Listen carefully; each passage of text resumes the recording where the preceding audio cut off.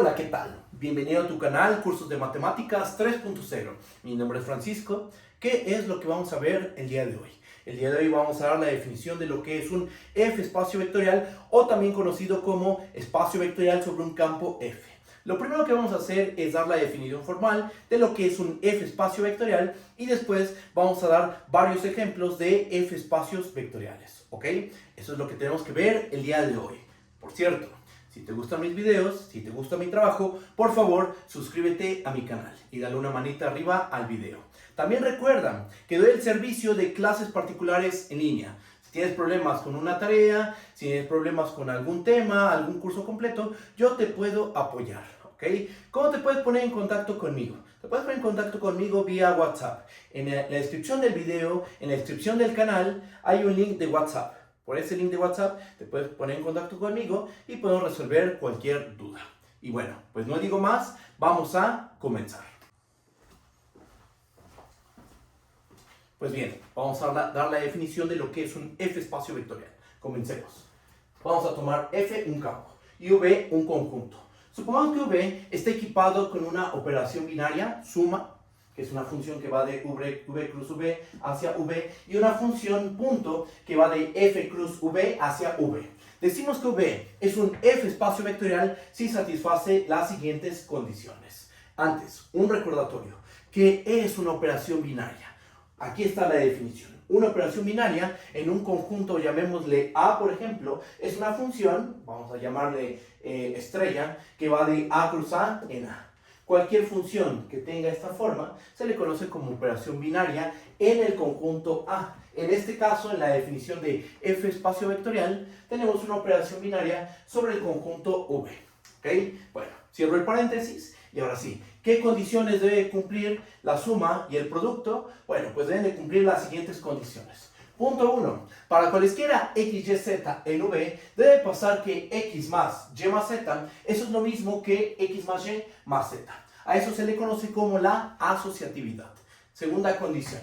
Debe existir un elemento al cual normalmente se le conoce como el cero del espacio vectorial, tal que para cada x en V, para cada elemento en el espacio vectorial, ¿qué debe suceder? X más el cero debe ser igual a x.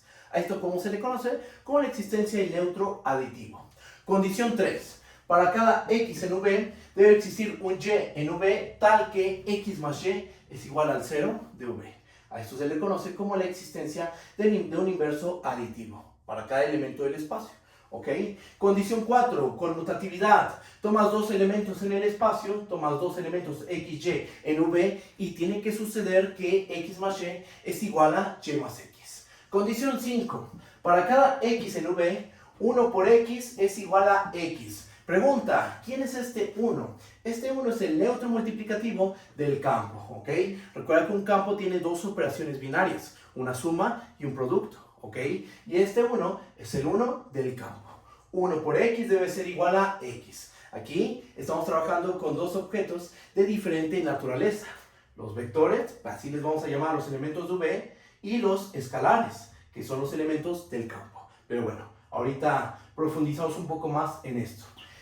Condición 6. Para cualesquiera lambda beta en el campo y para cada x en V, tiene que suceder que lambda por beta por x, eso es lo mismo que lambda por beta por x. Esta es una tipo asociatividad, porque lo que nos está diciendo es, primero opera a lambda y beta en el campo, haz la multiplicación del elemento del campo lambda con el elemento del campo beta, y después multiplica el vector x, y vas a obtener el mismo vector que si primero multiplicas a beta con x, y ese vector resultante lo multiplicas con lambda, ¿ok?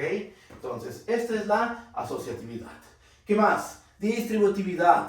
Tenemos dos tipos de distributividad. Para cualesquiera lambda beta en el campo y para cada x en V, se tiene que lambda más beta por x, eso es lo mismo que lambda x más beta x. Hay distributividad. Y una segunda distributividad. Para cualesquiera x, y en V y para cualquier lambda en el campo, debe de suceder que lambda por x más y es igual a lambda por x más lambda por y. Aquí lo que estamos diciendo es que el producto de un escalar con un vector se distribuye sobre la suma de elementos en el campo.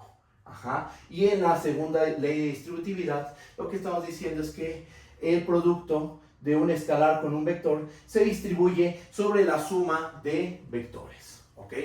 Si tienes un conjunto V, un campo F, una operación binaria y una multiplicación, cumpliendo estas condiciones, entonces a V se le conoce como un F espacio vectorial. ¿Ok? Bueno, vamos a hacer algunas observaciones. Observación 1. A los elementos V les vamos a llamar vectores, que ya lo habíamos comentado.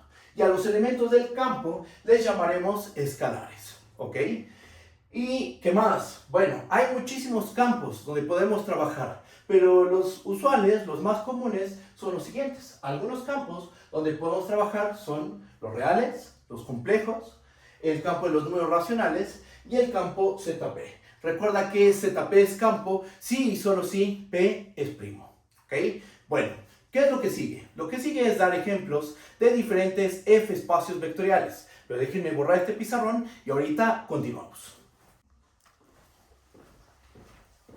Comenzamos con nuestro primer ejemplo de espacios vectoriales. Primer ejemplo, un ejemplo clásico. Vamos a tomarnos a Rn. ¿Quién es Rn? Rn es el conjunto de eneadas ordenadas x1 hasta xn, tal que xi es un número real para cada i de 1 hasta n. Rn es un R espacio vectorial, o sea, es un espacio vectorial sobre el campo de los números reales. ¿Con qué suma y con qué multiplicación de un vector con un escalar? La suma está definida de la siguiente manera. Como les había dicho, tiene que ser una operación binaria. Entonces, la suma va a ser una función que va de Rn cruz Rn hacia Rn. ¿Qué es lo que va a hacer? Pues a un par de eneadas ordenadas le va a asignar una eneada ordenada. ¿Cuál es esa regla de correspondencia? Tomas esta eneada ordenada, x1 hasta xn, tomas esta otra eneada ordenada, y1 hasta yn, y lo que le vamos a asignar va a ser el vector x1 más y1 hasta xn más yn. O sea, estamos sumando componente a componente, pero aquí hay que tener un poco de cuidado porque se está ocupando el mismo símbolo para denotar dos operaciones en diferentes conjuntos. Fíjense bien. Esta suma, ¿qué denota? La suma que estamos definiendo en Rn. Pero esta suma de aquí, este símbolo de suma, ¿qué denota? La suma en el campo de los números reales, ¿ok? Entonces hay que tener un poco de cuidado con la notación. Así es como se maneja, así es como lo vas a encontrar en la literatura de álgebra lineal.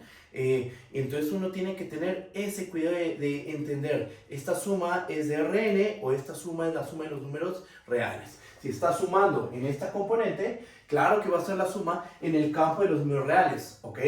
Y bueno, entonces, básicamente lo que estamos haciendo es sumar componente a componente. X1 y Y1 lo sumamos y nos da la primer componente. Después tomamos a X2 y Y2 y obtenemos la segunda componente. Así seguimos hasta llegar a la enésima componente. Xn y Yn lo sumamos como números reales y nos da la enésima componente de nuestro vector. Así se define la suma. Ahora, ¿cómo definimos la multiplicación de un escalar con un vector? La multiplicación por un escalar se define de la siguiente manera. Es una función que va del campo cruz el espacio, que en este caso es R cruz Rn, hacia Rn. ¿Qué es lo que va a hacer esta función? Te tomas un escalar, o sea, un elemento en R. Te tomas un vector, en este caso es una eneada ordenada. ¿Qué es lo que le vamos a asignar? Lo que vamos a asignarle es el vector lambda x1 hasta lambda xn. Misma situación. A lo mejor podemos ocupar el mismo símbolo para denotar la multiplicación de un escalar con un vector y la multiplicación en el campo de los números reales, ¿ok? Pero hay que ver el contexto y entender de qué operación estamos hablando. En este caso, como estamos en esta componente, estamos hablando de la multiplicación de elementos del campo. En este caso, elementos del campo de los números reales, ¿ok?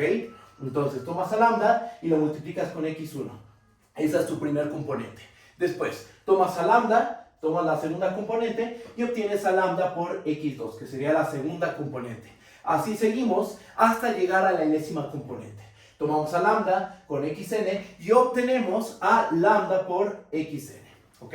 Y bueno, ahí está la multiplicación por escalares, la suma, y con eso Rn posee estructura de R espacio vectorial. Es fácil verificar, solo que es un poco laborioso, probar que cumple todas las condiciones para ser el espacio vectorial. La suma es asociativa, hay un neutro, hay conmutatividad, etc. Se cumplen todas las condiciones para que Rn sea un R espacio vectorial. ¿Ok? Bien. ¿Qué más? Segundo ejemplo.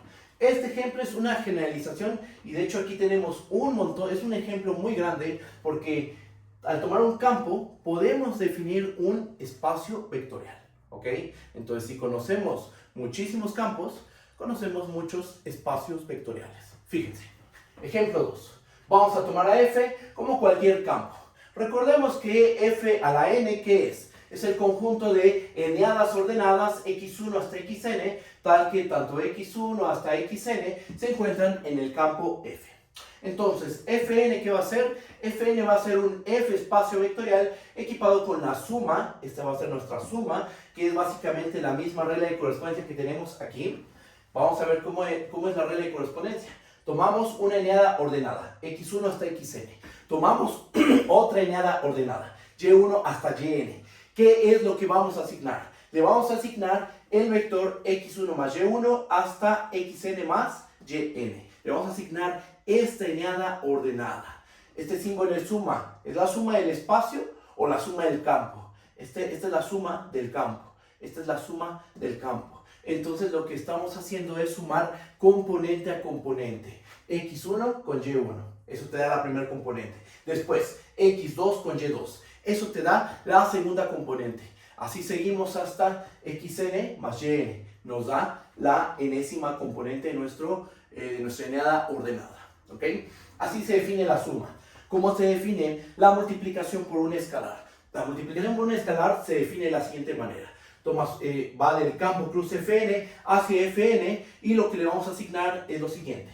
Tomamos un escalar lambda, tomamos un vector y le vamos a asignar lambda x1 hasta lambda xn. Nuevamente, esta multiplicación, ¿de dónde es? Esta es la multiplicación del campo. En cada componente estamos multiplicando como elementos del campo. ¿Ok?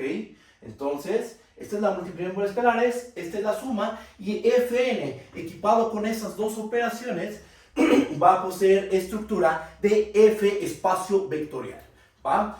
Y esto aplica para cualquier campo. Entonces, por ejemplo, si tomamos al campo de los complejos, C a la n va a poseer estructura de C espacio vectorial. Si tomamos a los reales, pues ya tenemos este ejemplo. Rn posee estructura de R espacio vectorial. ¿Los racionales son un campo? Por supuesto que sí. Entonces Q a la n posee estructura de Q espacio vectorial y Zp con P', por supuesto, también es un campo. Entonces Zp a la n, con esta suma y con esta multiplicación por escalares, también posee estructura de Zp espacio vectorial. ¿Ok?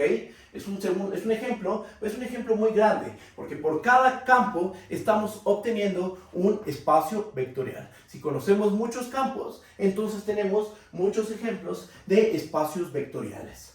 Bien, vamos a un tercer ejemplo. Vamos a tomarnos el conjunto de funciones continuas del intervalo a, b en los reales. Lo vamos a denotar ese conjunto de esta manera. ¿Ok?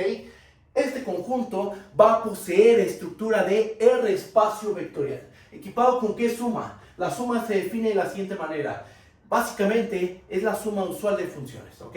Pero aquí la escribí de manera muy formal. La suma va de las continuas de la, b cruz las continuas de la, b hacia las continuas de la, b. ¿Qué es lo que hace la función? Pues a cada par de funciones le asignamos la función suma. Y recordemos, ¿cómo se define la suma de funciones? ¿Qué es f más g? F más g es una función, en este caso el intervalo b en los reales, que lo que hace es que a cada punto x le va a asignar f de x más g de x. Así es como se define la suma de funciones, ¿estamos de acuerdo? Bueno, esa es la suma. Ahora, ¿cómo se define la multiplicación de un vector con un escalar? Se define de esta manera. Va de R cruz las continuas de la, b a los reales hacia las continuas de la, b a los reales. ¿Ok? ¿Qué es lo que hace? Tomas un escalar, tomas un elemento en el espacio, que en este caso es una función continua, ¿y qué le vamos a asignar? Le vamos a asignar la función lambda por f. ¿Ok? Nuevamente, ¿cómo se define la función lambda por f? La función lambda por f es una función del intervalo b en los reales, tal que a cada punto x le asigna lambda por f de x. ¿Ok? Entonces, el espacio, el conjunto de funciones continuas del intervalo como b a los reales, equipado con esta suma y equipado con esta función, multiplicado un escalar por una función continua, con esas dos operaciones, pues el espacio de continuas posee estructura de R espacio vectorial. ¿Ok?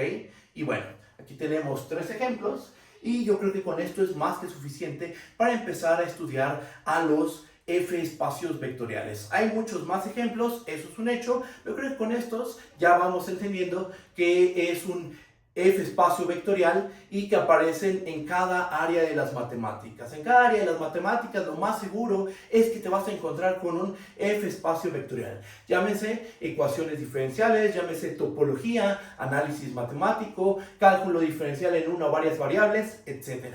¿Ok? Probabilidad, procesos estocásticos, etc. Y bueno, yo creo que hasta aquí dejamos el video. Si te gustó el video, si te gusta mi trabajo, por favor, dale una manita arriba al video, suscríbete a mi canal y si quieres el servicio de clases particulares, contáctate conmigo vía WhatsApp, ¿ok? Y bueno, nos estamos viendo. Muchas gracias. Hasta luego.